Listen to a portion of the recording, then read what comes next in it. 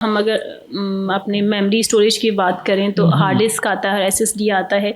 तो हमारे व्यूअर्स को ये बताइएगा कि हार्ड डिस्क ज़्यादा बेहतर है, क्योंकि ज़्यादा हम नाम हार्ड डिस्क ही सुनते आ रहे हैं वैसे तो। जी हाँ। या फिर एक इसके अलावा दूसरा नाम होता था मेमोरी कार्ड जो हम मोबाइल से यूज़ करते थे, या अब एसएसडी आ गया है। तो मुझे बताइए क्या बेहतर है इन दोनों में से, क्या मेमोरी के लिए और हमारे गैजेट्स के लिए? माय फेवरेट टॉपिक तो मज़ा आएगा, जिसपे मैं जो है ना वो बहुत अच्छे से बात करना पसंद करता हूँ। तो आप ये देखें कि आज से आप ना 15 साल पीछे जाएं, अर्ली 20s में, तो नोकिया के फ़ोन आए और जिसके पास होता था ना 128 MB का, GB की मैं बात नहीं कर रहा, MB का कार्ड, वो ना मोहल्ले का सबसे अमीर बंदा होता था कि इसके पास 128 MB का कार्ड है जिसमें 30-40 गाने आते हैं और 2-3 वीडियो गाने भी आ जाते हैं। तो मोहल्ले के सारे लोगों ने ना उसके गिर जमा होकर ना ब्लूटूथ से गाने लेने।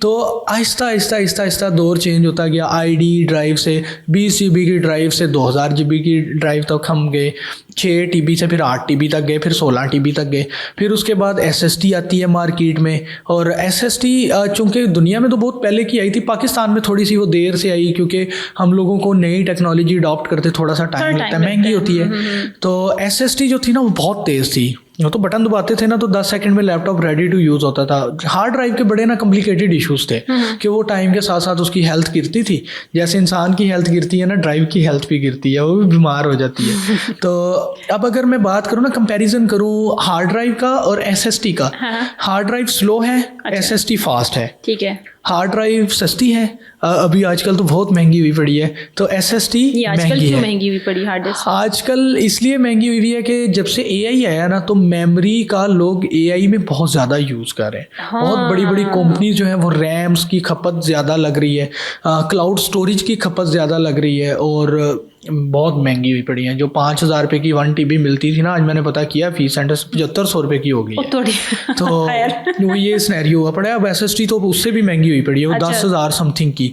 तो अगर रिकवरी की बात करें हम स्पीड में, तो चले हमने कहा SSD बहुत तेज़ है, और रिकवरी की बात करें अब, जहाँ पे टेक्नोलॉजी रहमत है वहाँ पे जहमत भी है। डाटा रखना है तो वो उड़ना भी है। ये तो नहीं हो सकता कि डाटा हमारे पास तो बड़ा सिस्टम लगा हुआ होगा 10 जगह पे रेड बैकअप है। तो अगर रिकवरी में हम देखें ना तो HDD को रिकवर करना आसान है बकदरे SSD के। अच्छा। अगर दोनों को फॉर्मेट कर दूं ना मैं, तो SSD शायद रिकवर ना भी हो, बहुत कम केसेस में हार्ड डिस्क हो जाएगी। हार्ड डिस्क में भी जो SMR ड्राइव्स हैं वो नहीं होती, अक्सर केसेस में यूज़र की अपनी गलती के वो यूज़ करता रहता है तो वो ट्रिम हो जाती है। SSD तो बाय डिफ़ॉल्ट अब ट्रिम का ऑप्शन उसमें होता है ना, कि आपने फॉर्मेट की ना तो उसके बाद आपने तजर्बे करने के लिए भी वो चलाई ना, तो वो चलते चलते वो ट्रिम हो गई तो जनाब गई हर चीज़। फिर इसी तरह से मेमोरी कार्ड्स हैं, मेमोरी कार्ड्स बहुत ज़्यादा कॉम्प्लिकेटेड रिकवरी होती है उनकी। और सोनी के कैमराज में जो कार्ड फॉर्मेट हो जाता है ना, वो समझेंगे उस बेचारे को फिर दुआ खैर पढ़ लेनी चाहिए। सोनी का कार्ड बहुत कॉम्प्लिकेटेड टू रिकवर है। तो इसी तरह से जो नए कैमराज आ रहे हैं, एक तरह से सोनी का एक तरह से अच्छा भी है और एक तरह से बेसिकली तो उन्होंने ये सिक्योरिटी फीचर दिया ना, कि आईफोन की तरह, मतलब आईफोन की तरह, बिल्कुल। तो सोनी ने बेसिकली तो ये अपनी तरफ से सोचा होगा कि हमारे कैमरे में कोई कार्ड फॉर्मेट हो ना तो कोई रिकवर ना कर सके, क्योंकि हमारी ये आदत होती है ना कि ज्यादातर जो फोटोग्राफर भाई होते हैं ना वो शिफ्ट लगाते हैं, तो वो कार्ड आगे से आगे पूरा पाकिस्तान घूमता फिरता रहता है, बिल्लियों की तरह ना, बिल्ली 7 घर घूमती है ना, तो वो भी 7 कैमरामैन 7 कैमरा लेके जाते हैं। तो उन्होंने तो अपनी तरफ से एक फीचर दिया होगा, लेकिन ये थोड़ा सा खतरनाक भी है, गलती से भी फॉर्मेट हो जाता है कि आप शूट करके आए तो उसको 2 जगह पे कम से कम कॉपी करें फिर उसको फॉर्मेट करें।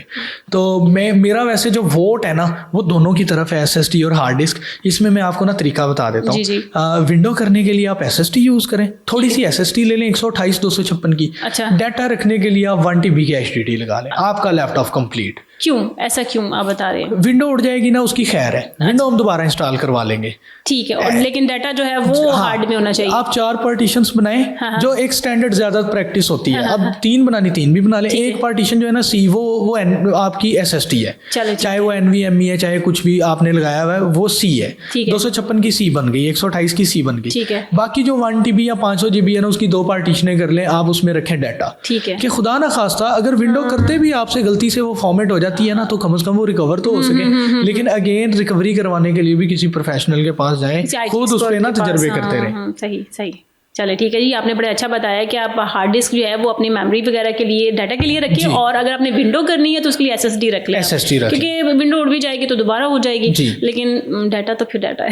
हमने कौन सा ओरिजिनल करनी है। हाँ, ये आपने ताना मारे बार बार कि हम कौन सा ओरिजिनल करते हैं। खैर चले ठीक है, शुक्रिया।